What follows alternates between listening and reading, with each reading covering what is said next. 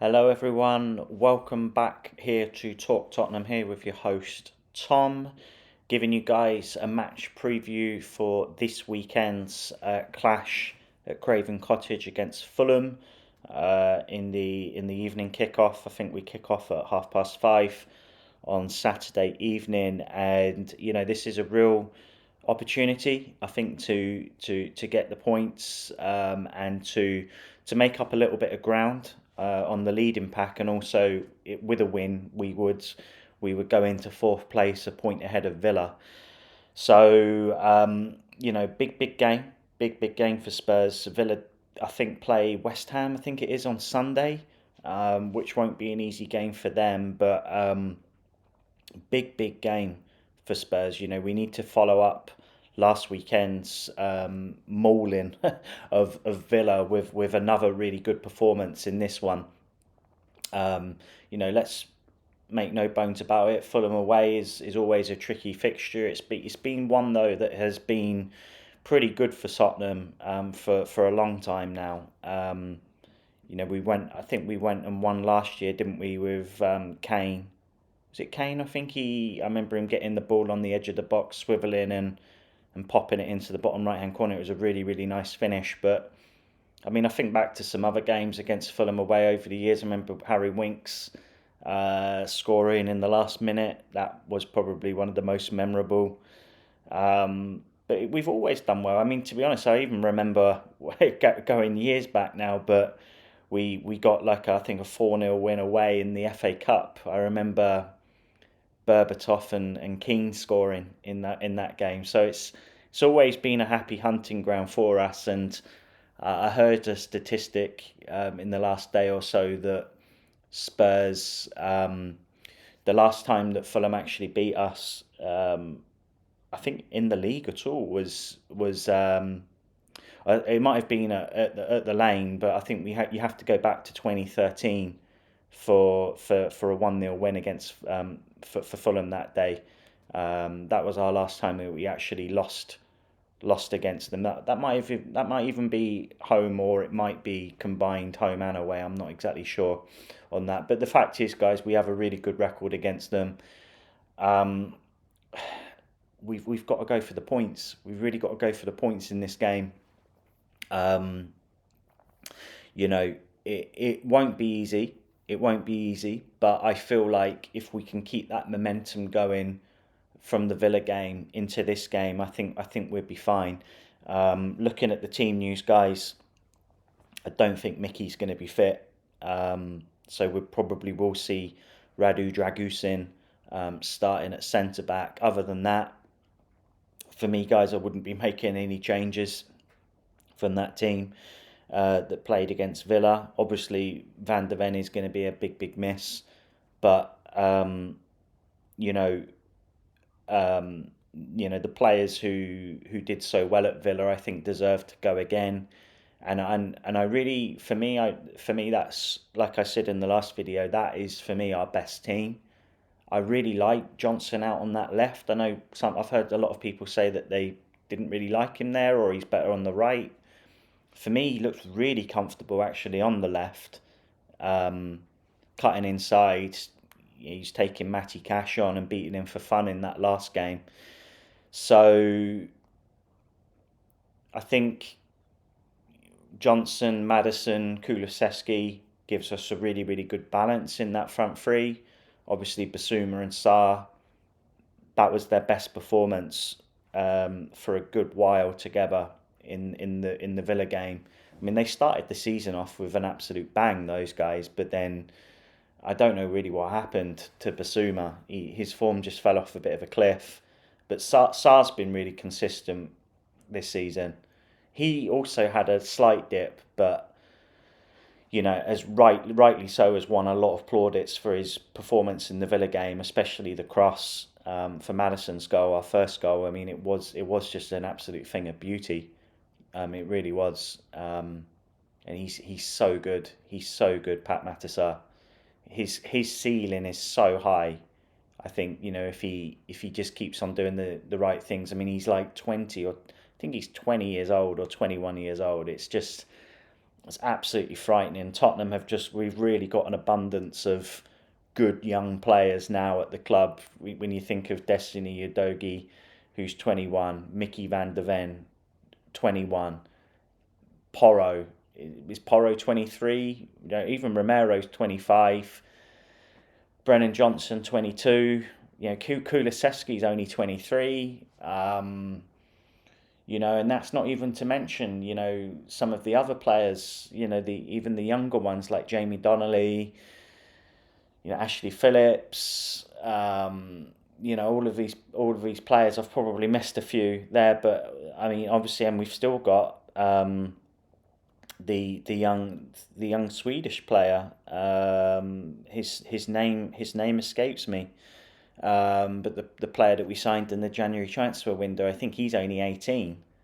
Um, it's going to annoy me, but I can't quite remember his name. But the point is that at Spurs, we've really created this nucleus of good young talent at the club, and it's great. It's really really good. So yeah, no, I'm really really pleased, and finally, we seem like we're building for the future.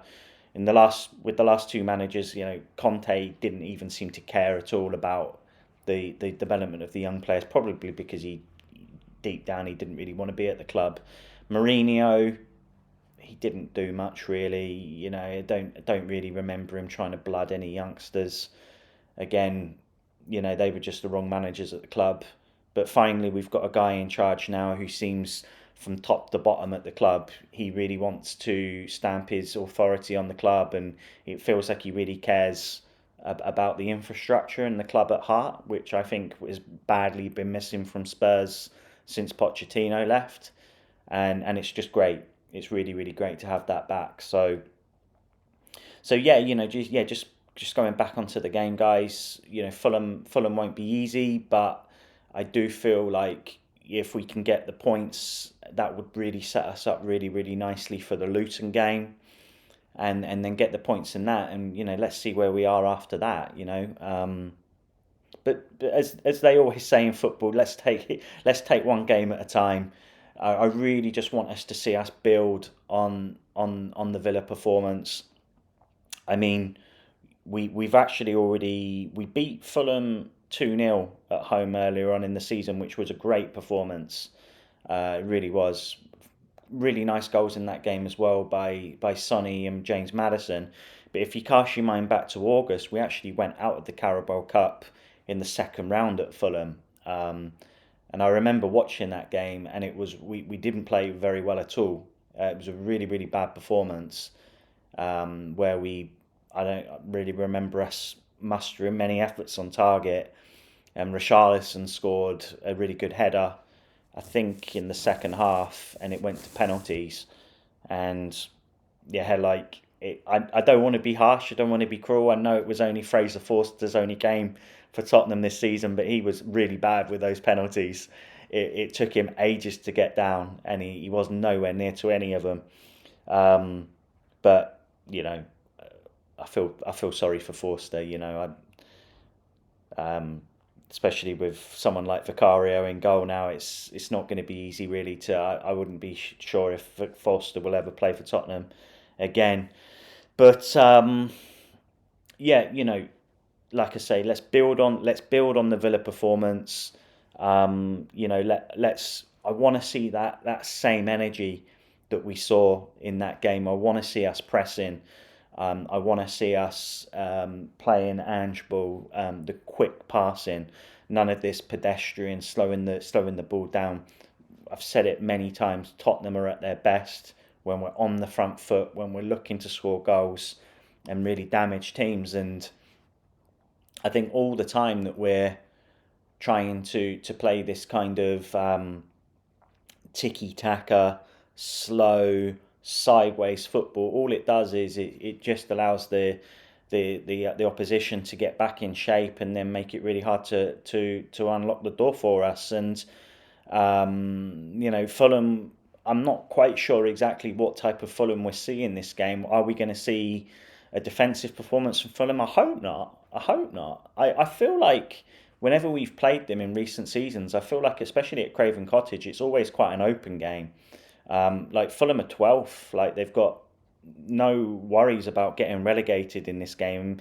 If anything, there's an outside chance of them getting a Conference League place if they finish like 7th or 8th. Like they're not that far away. So I feel for Fulham like the pressure's off in this game. Incidentally, that could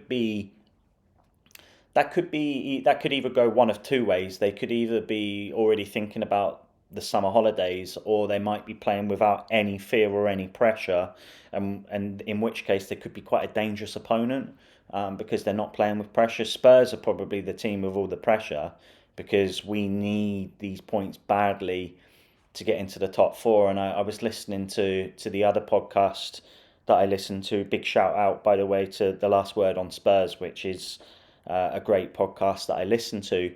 And they were just pointing out that if we don't get the win against Fulham on Saturday, it will just completely mitigate the Villa performance. You know, it will just be null and void. You know, we need to follow up that Villa win with a good win against Fulham, and then another win against Luton, and then another win against, I think, is it then West Ham and then Nottingham Forest that we play before that really tricky April where we played Chelsea, Arsenal, Liverpool.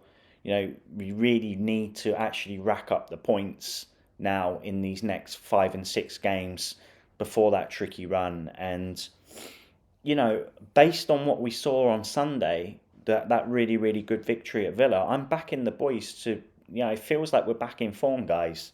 It feels like we're back in form. So, you know, I'm backing us to do the job on Saturday evening. I'm backing us to, I think it's going to be 3-1 to Tottenham. I think there's going to be goals. We look like we've got goals all over the team at the moment, but I don't think we're going to quite get that clean sheet, guys. I can see, you know, I don't know if Mitrovic is around or injury free. He always seems to score against us. If it's not him, I do quite like, you know, Fulham do still have some good players. Like Paulinia is a good player. They've even got Carlos Vinicius, haven't they, from us? But I don't know. He's never, you know, he's not really anyone I don't think to worry about. But what Fulham do have is they have a lot of heart, and they do seem to play quite well as a team.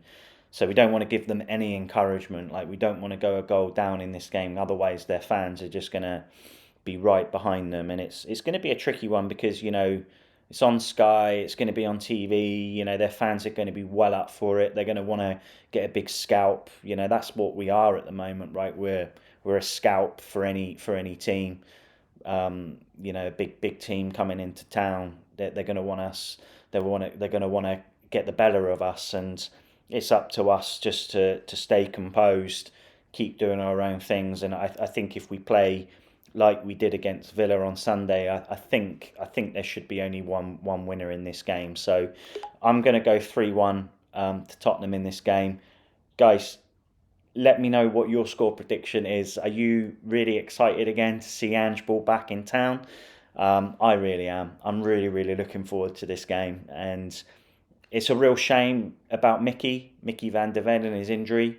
I really hope that it's not a big one, but after this game we do have a 2-week international break, so I doubt he'll be going anywhere with Holland. I'm sure he'll be at Hotspur Way getting treatment on that hamstring. Let's just really hope and pray that he's back for the next game after that, which will be Luton at home. So, guys, I'll leave it there. I'll sign off now. It's a big weekend for Spurs. Let's see if we can capitalise and get back into the top four. And as always, come on, you Spurs.